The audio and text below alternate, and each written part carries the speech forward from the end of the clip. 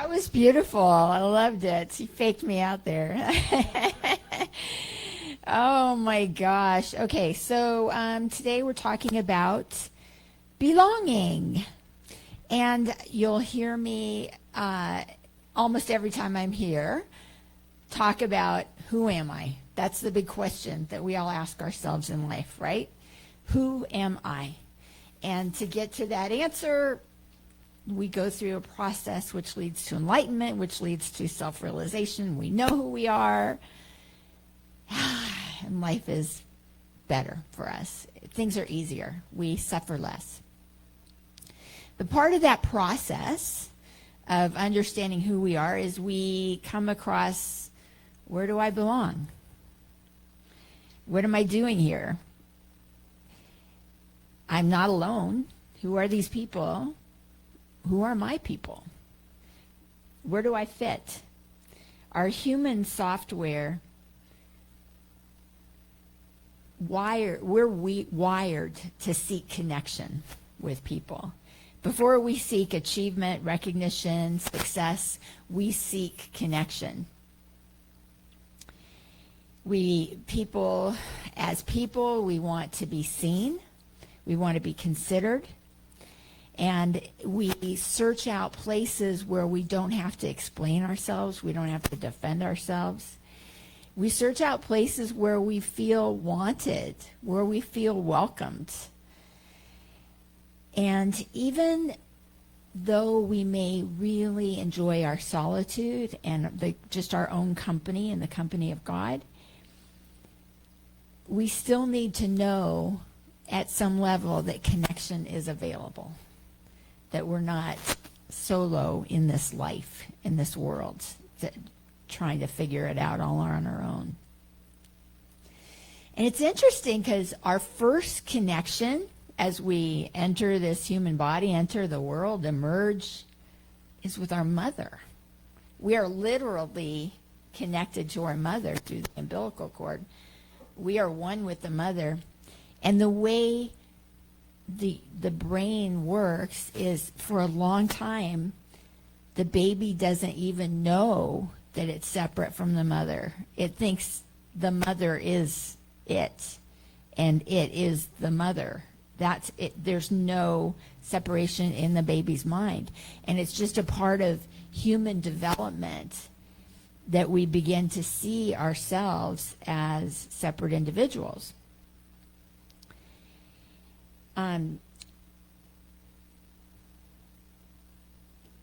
At this point, we begin to individuate, and it's an important part for our development. But when we individuate, it creates a longing in us. And that's where it starts. It's like we feel we belong, and then we know we're separate, and right when we know we're separate, it's like, where's Mom? Now we have that longing. We know she's separate from us, and we cry out for Mother. So this is how we spend our lives. We spend much of our lives trying to recreate that feeling of love and safety and peace that we felt, that intimacy, that connection that we felt when we were first born. We begin our life in union, and then we experience ourselves as separate, and then we spend our lives again seeking that reunion. So it's a psychological journey, and it's also a spiritual journey, and that's life. As we grow, we begin looking outwards for where we belong. We begin looking for our people. And this happens really quickly, as we start identifying our family. We see our siblings and our parents and our aunts and uncles and cousins. And then we go to school, and we have our teachers and our friends. But, at first you think when you're a little kid, I can be friends with everybody. But then you find out, no, I can't be friends with everybody. There's like certain groups where I feel more comfortable, people who like me. You gravitate more towards, like attracts like. So kind people go with the kind people type of thing. We join clubs. we categorize people like that, right? We join political groups. We have neighborhoods. There are all different kinds of categories where we think, oh, do we fit in this category? Do we belong with this group? Where do we belong? And it starts, this starts forming our identity. And we start trying on different identities and different environments to see where we feel comfortable and where we fit in the search for who am I and where do I belong. So we may travel, we may change careers, we end up having children, we start relationships and we lose relationships, and we grow older and our sense of belonging shifts and changes. We may outgrow people. We may outgrow relationships. It's a struggle. And we learn that there's a distinction between fitting in and belonging. Fitting in asks us to change ourselves to gain acceptance, where belonging allows us to become more fully ourselves. So that becomes more important to us. It's not just about, popularity and can people like me. It's about who sees me for who I am. Real belonging doesn't require self-erasure. It doesn't require you to hide your truth to stay in the group. You may be included, but do you feel that you really belong there? So there's a lot of themes in pop culture and in history and in folklore where the story is all about where do I belong and how do I know that this is the place where I belong. And one of those stories is Cinderella. And I think we all know the story of Cinderella, right? But in Cinderella, she's not just looking for her prince. I think that part of the story really gets romanticized. What she's looking for is, where does she belong? Where are her people? Because when we first meet her, she's in a house where she's judged, she's criticized, she's belittled, she's bullied, she's not appreciated. And she's working so hard to try to be appreciated and everything, but we can clearly see, the audience, the reader can see, she doesn't belong there. She deserves so much better. She's physically in the home with her evil stepmother and stepsisters, but she's not allowed to be accepted there. She's excluded. So everything about her situation, the people around her are communicating, you're not good enough for us. You're less than us.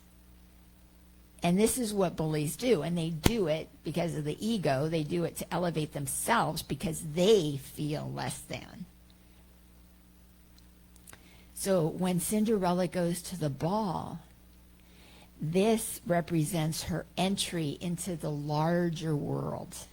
It opens up her world. She gets out of the house for a change. And she can be seen differently by different people. And the glass slipper helps her to recognize what other people have failed to recognize about herself.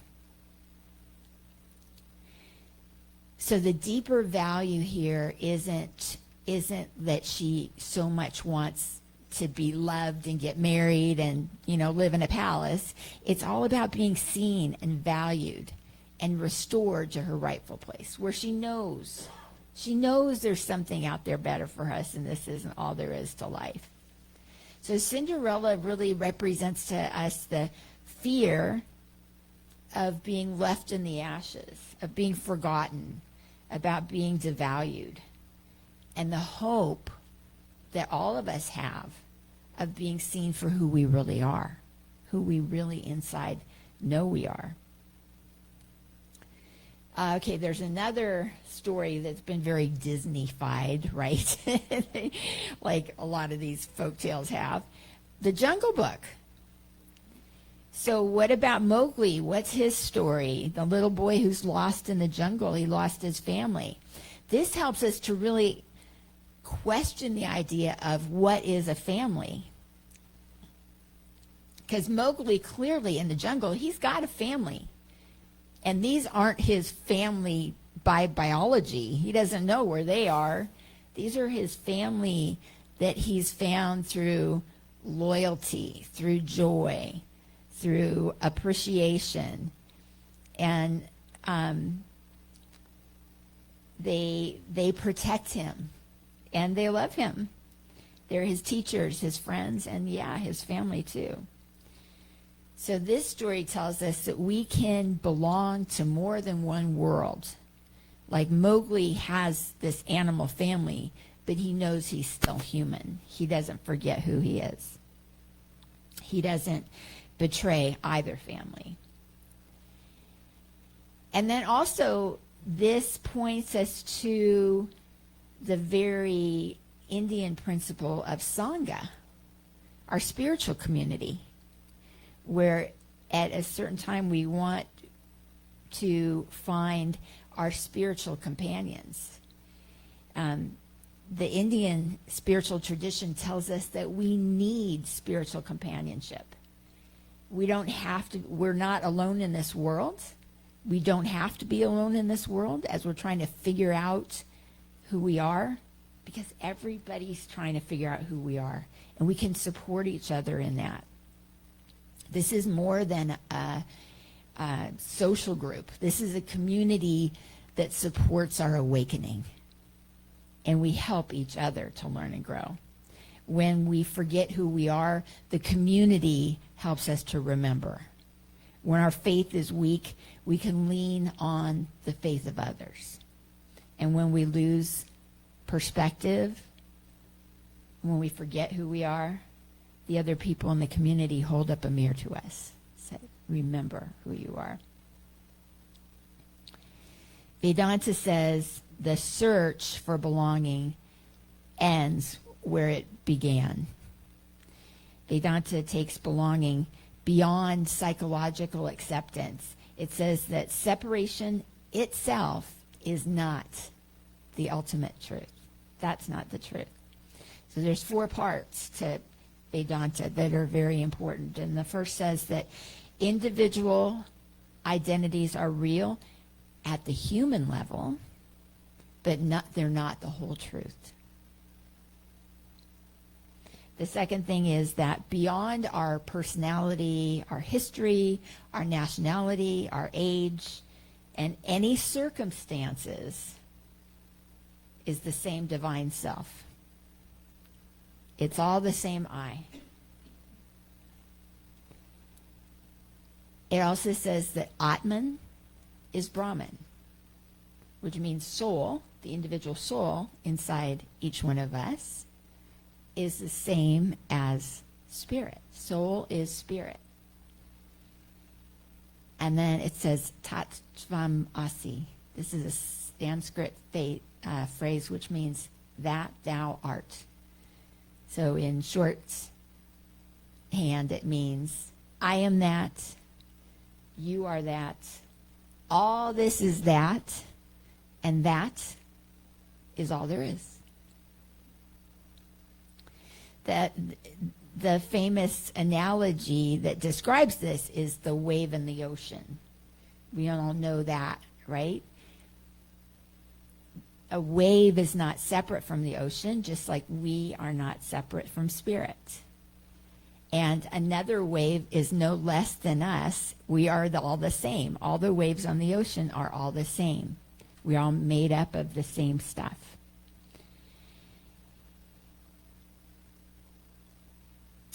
And the waves don't rely on the approval of anyone else or any other wave. The waves are not asking for permission to be a wave, and they're not asking for permission to be in the ocean. They know that's where they belong. Kabbalah has the same thing.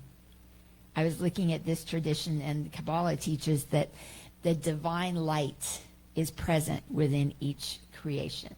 Each creation, each person, each animal, each plant, this divine spark is there.